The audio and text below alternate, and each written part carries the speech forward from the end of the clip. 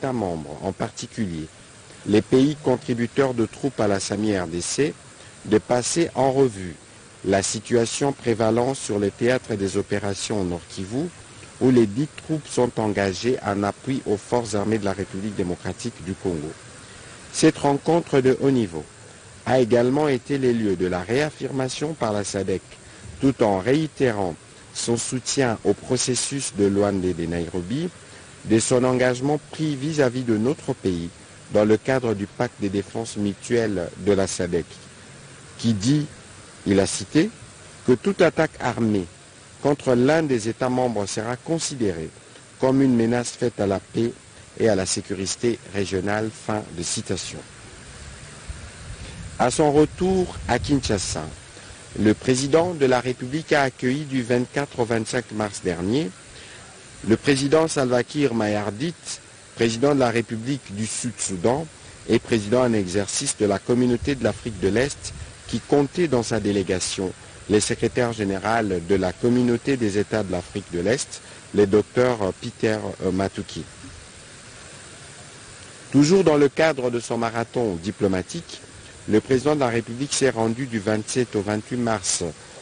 dernier à Nouakchott, en République islamique de Mauritanie, dans le cadre d'une visite de travail après un bref passage à Lomé, où il s'est entretenu avec son homologue, le président Faure Gnassingbé de la République du Togo. Cette visite du travail en Mauritanie, qui assume à ses jours la présidence de l'Union africaine pour l'exercice 2024-2025, a été l'occasion pour lui et son hôte de passer en revue les grandes questions liées à la réalisation de l'agenda 2063 de l'Union africaine, de même que les enjeux de paix et de sécurité prévalents sur le continent, notamment la recrudescence de la violence dans la région d'Afrique centrale, comme en témoigne la guerre d'agression dont notre pays fait l'objet. Faisons suite à ce qui précède. Le président de la République a réitéré son appel à la mobilisation générale face à l'agression et au défi de la paix et de la sécurité dans notre pays, gage de notre développement économique. Et revient donc aussi bien au gouvernement qui expédie les affaires courantes qu'à la prochaine équipe gouvernementale de redoubler d'efforts à tous les niveaux pour que nous parvenions ensemble à vaincre l'ennemi et qu'à la guerre succède une paix durable. Le deuxième point de la communication du président de la République a porté sur la poursuite de l'effectivité de la réforme de l'inspection générale du travail. L'amélioration des conditions de vie des travailleurs congolais ayant toujours constitué un des objectifs de sa gouvernance, le président de la République s'est investi pour que la réforme de l'inspection générale du travail soit matérialisée, et ce afin de promouvoir un travail décent, lutter contre la souffrance des compatriotes dans ces secteurs et maintenir le dialogue social entre les différentes parties. L'inspection générale du travail étant un facteur de progrès social permettant d'impulser et d'assurer le suivi de la mise en œuvre de normes protectrices pour le travailleur, le gouvernement a été encouragé à traiter urgemment la question des inspecteurs et des contrôleurs du travail nouvellement engagés afin de les mettre rapidement dans les bonnes conditions du travail. Le président de la République a réitéré son instruction aux membres du gouvernement impliqués dans ces processus d'assurer l'effectivité de cette réforme dans un bref délai. Il a chargé le Premier ministre de veiller à ce que tous les acteurs impliqués dans ces processus contribuent à la mise en œuvre et au suivi des interventions en rapport avec le renforcement de capacité de l'inspection générale du travail. Le troisième point de la communication du président de la République a porté sur la poursuite des efforts dans la lutte contre la poliomyélite. Les résultats de la lutte contre la polio montrent une diminution sensible des cas de poliovirus chez les enfants. En l'espace d'un an, soit de 2022 à 2023, le nombre d'enfants présentant des cas de poliovirus variant est passé de 528 à 240 cas, traduisant une réduction de plus de 50%. Le président de la République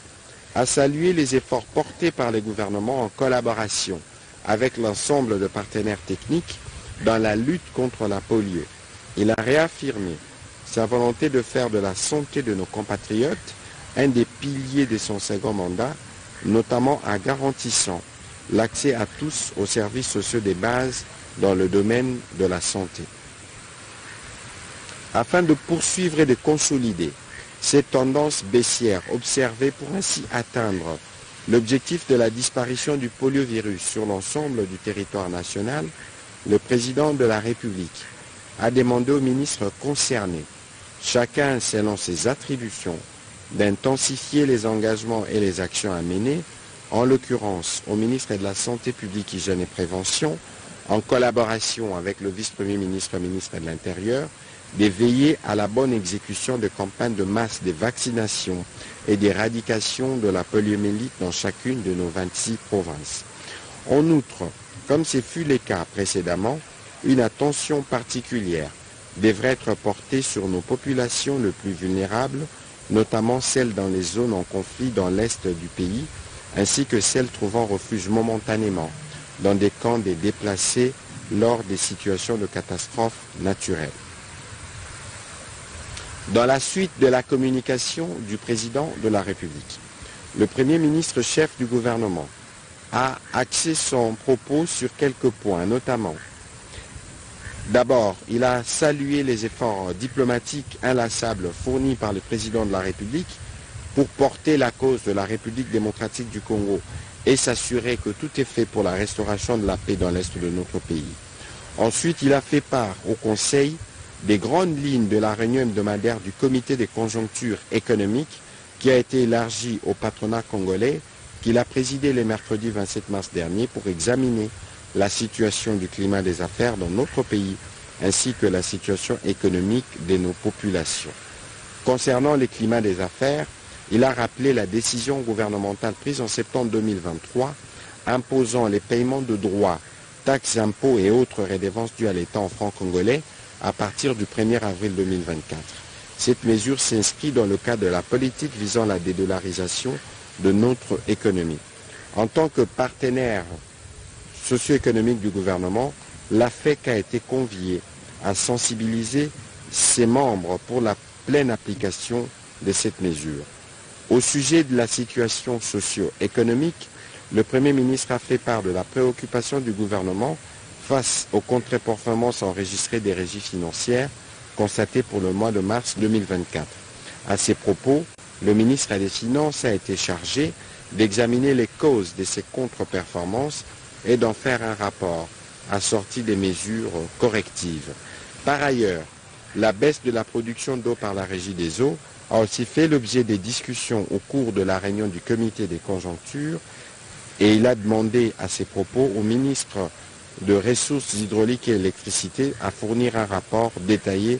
à cet effet et prendre les mesures appropriées pour augmenter le volume de la production d'eau à très court terme.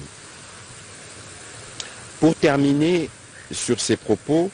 le Premier ministre a fait part de la réunion qu'il a eue avec la ministre de la Culture et les experts d'ICOMOS, organe consultatif de l'UNESCO, qui sont venus lui rendre compte du travail des formations de professionnels du Comité consultatif national pour la protection des biens culturels en cas de conflits armés en RDC et sur les inventaires de biens culturels immobiliers. Ils ont confirmé au Premier ministre la détermination de leur organisation d'accompagner notre pays dans l'actualisation des listes indicatives des biens culturels pour les provinces du Congo central, Yo-Katanga et de la Chopo.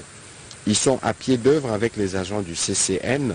pour la mise en place d'un comité scientifique des experts qui vont travailler sur la méthodologie des inventaires de biens culturels physiques en RDC. Un classement doit intervenir au pays puis constituer les dossiers pour l'inscription sur la liste du patrimoine immatériel de l'UNESCO pour la protection et la conservation. Au deuxième chapitre du Conseil de ministres de ce jour, relatif au point d'information, État et administration du territoire. Le vice-premier ministre, ministre de l'Intérieur, a fait le point de l'État et de l'administration du territoire national. Durant cette semaine qui s'est achevée, l'état d'esprit de la population a été marqué par l'accueil favorable consécutif à la résolution pacifique du conflit intercommunautaire Tekeyaka,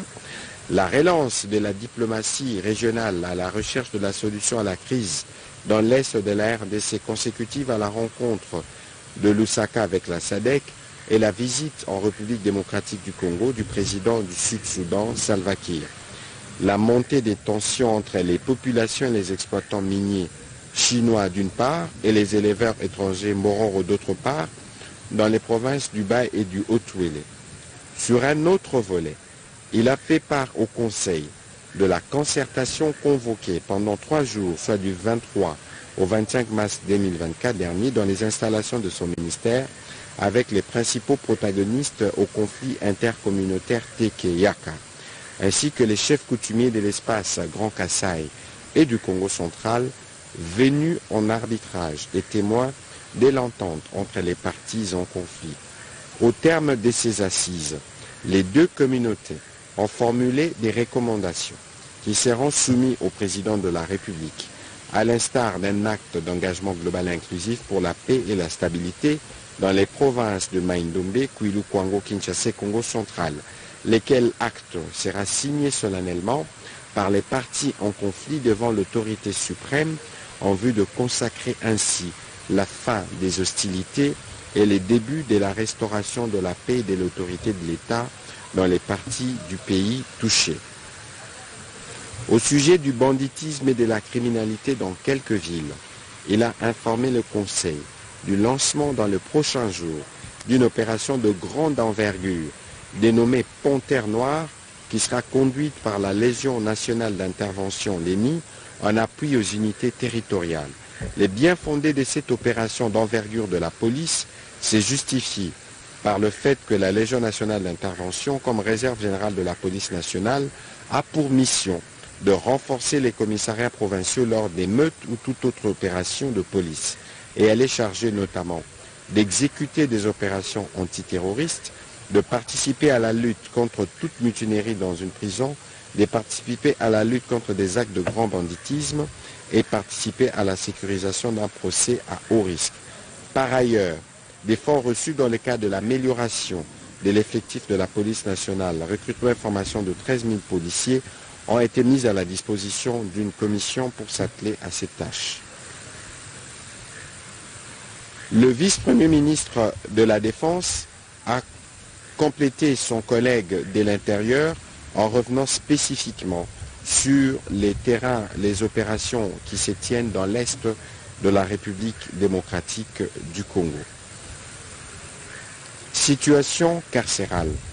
Faisant suite aux instructions du président de la République, au cours de la 130e réunion du Conseil des ministres, la ministre d'État, ministre de la Justice et garde de Sceaux a fait le point au Conseil de la situation carcérale en République démocratique du Congo. Elle a eu à propos des échanges avec le premier président de la Cour de cassation qui avait dès lundi 25 mars 2024 effectué une descente à la prison de Makala afin de s'enquérir de la situation qui y prévaut. Il s'en est suivi une autre autour du même sujet avec le procureur général près la Cour de cassation, le premier président de la Haute Cour militaire, l'auditeur général de FARDC et l'inspecteur général des services judiciaires et pénitentiaires. De ces réunions, il a été préconisé une série de solutions urgentes incluant notamment la réhabilitation de quelques prisons, la tenue des audiences foraines, la prise de certaines mesures administratives pour les Kuluna et principalement le désengorgement de la prison de Makala qui contient une forte population carcérale. Pour parer au plus pressé, en ce qui concerne le dépeuplement de cette grande prison, il a été mis en place une commission composée pour des raisons d'efficacité et de rigueur uniquement des hauts magistrats des différentes juridictions. Cette commission est chargée du contrôle et du suivi de la régularité de la détention, a débuté son travail le mercredi dernier par la prison précitée où elle a déjà identifié quelques cas d'irrégularité qui ont conduit à la libération immédiate d'une 60aine de détenus par le procureur général près la Cour de cassation qui s'est rendu personnellement sur les lieux le 28 mars 2024. Le travail de la commission devant encore se poursuivre vu le volume des dossiers examinés, la ministre d'État, ministre de la Justice, se fera le devoir de présenter au gouvernement dans les meilleurs délais le rapport détaillé sur la question ainsi que des solutions envisagées à court, moyen et long terme. Le Conseil a pris acte de cette note d'information. Note d'information relative au secteur de l'environnement. La ministre d'État, ministre de l'Environnement et Développement durable, a informé le membre du Conseil de la situation du site de contrôle scanner du programme de contrôle de la production et de la commercialisation de bois à Muntaka, sur la RN 39 dans la province du Lualaba. Elle a rappelé qu'au vu de missions de contrôle de légalité et de traçabilité dévolues au contrôle non intrusif, scannage de marchandises à l'export, et considérant la nécessité d'être notamment édifié sur les données statistiques utiles liées aux exportations de marchandises et produits divers, tant au niveau de la traçabilité qu'à celui de la sécurisation des opérations et des affaires, un protocole d'accord de collaboration a été signé en date du 25 mai 2020 entre la province du Lualaba et les PCPCB, comptant à ce jour 2 avenants. Par courrier adressé le 23 août 2023, la gouverneure AI du Lualaba a suspendu à titre conservatoire les opérations de contrôle scanner effectuées par les PCPCB au poste de Muntaka suite à des informations évoquant de plaintes de pays de la SADC quant aux prétendues expositions de leurs ressortissants, conducteurs des camions, à des graves ennuis de santé lors des opérations susmentionnées. Aussi avait-elle demandé à la Sofibank SA le 8 septembre 2023 les blocages de l'accès au compte bancaire d'exploitation de la société prestataire chargée de la mise en œuvre du PCPCB, mettant sérieusement en difficulté les programmes au regard de ses engagements, vis-à-vis tant de la banque elle-même que de ses différents fournisseurs que de son personnel. L'expertise sollicitée du Commissariat général à l'énergie atomique pour effectuer un audit radiologique sur les scanners incriminés a conclu dans son rapport ad hoc produit le 10 octobre 2023 que les mesures des débits des doses effectuées pendant tous les circuits de passage du camion remorque au test devant les scanners n'ont pas permis d'établir un quelconque excès d'irradiation du personnel à bord. Ces conclusions ont été transmises à la gouverneure AI en lui faisant savoir qu'à la lumière de cette réalité, le motif ayant occasionné la mesure conservatoire de suspension des activités est vidé de sa substance et que la levée pure et simple de cette dernière s'avère dès lors opportune. Le Conseil a pris acte de son rapport. Mise en œuvre de l'acte uniforme relatif aux sociétés coopératives. Le ministre d'État, ministre du Développement rural, a présenté aux membres du Conseil le rapport de mise en œuvre de l'acte uniforme relatif aux sociétés coopératives en République démocratique du Congo. Partant du décret de 2020 portant désignation de l'autorité administrative chargée de la tenue de registre des sociétés coopératives dans notre pays, il a expliqué les mesures portant modalité d'enregistrement et d'immatriculation de sociétés coopératives au registre national qui ont été prises pour combler les vides juridiques dans ces secteurs. Ainsi, les experts du Service national de coopératives et organisations paysannes ont élaboré des outils techniques, notamment les manuels de procédure d'enregistrement et d'immatriculation ainsi que les registres nationaux des sociétés coopératives afin de rendre opérationnel l'enregistrement et l'immatriculation de ces derniers. Le Conseil a pris acte de son rapport. Réalisation de projets de développement communautaire avec la dotation des 0,3% du chiffre d'affaires des sociétés minières. La ministre de Mines a informé le Conseil de la réalisation de projets de développement communautaire avec la dotation de 0,3% du chiffre d'affaires des sociétés minières, mécanisme défini par les législateurs pour réaliser la diversification de l'économie au niveau de la base. Elle a indiqué que les organismes spécialisés installés auprès de 46 entreprises minières sont fonctionnels, ceux ayant déjà reçu la dotation des besoins communautaires qui a été repris dans leur plan de développement locaux sont axés essentiellement sur la construction d'infrastructures communautaires de base, dessertes en eau potable et énergie électrique, hygiène et assainissement, création d'emplois et entrepreneuriat. Les sommes encaissées ont permis la réalisation au cours de la majorité de projets dans plusieurs domaines répartis dans les provinces du Haut-Uélé, du Haut-Katanga et du Lualaba. D'autres projets vont bientôt entrer dans leur phase de lancement. Complétant sa collègue des mines,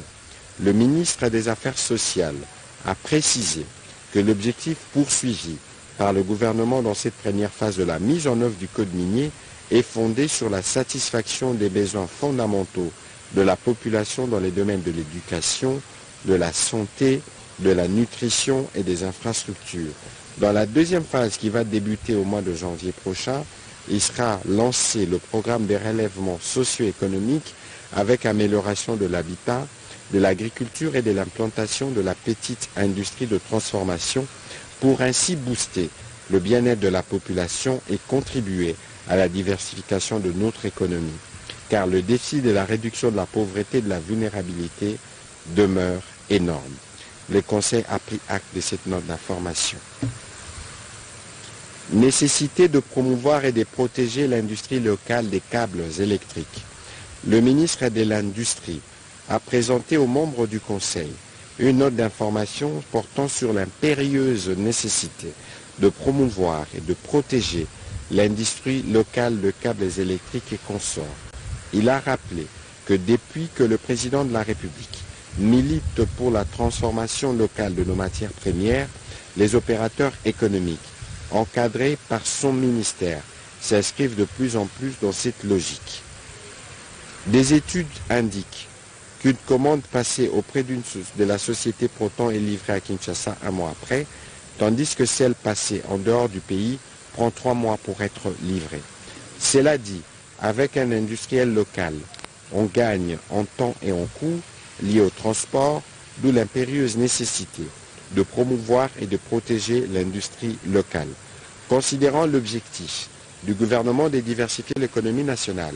le ministre de l'Industrie a sollicité du Conseil des mesures d'accompagnement de la part de ministères sectoriels pour encourager les investisseurs internes. Aussi a-t-il recommandé qu'une décision soit prise afin d'exiger pour tout contrat de prestation à caractère public de s'approvisionner localement pour le produit que notre industrie locale est capable de livrer. Le Conseil a pris acte de cette note d'information. Le dernier point sur ces deuxième chapitre de note d'information a concerné la participation de notre pays aux 13e Jeux africains d'Accra.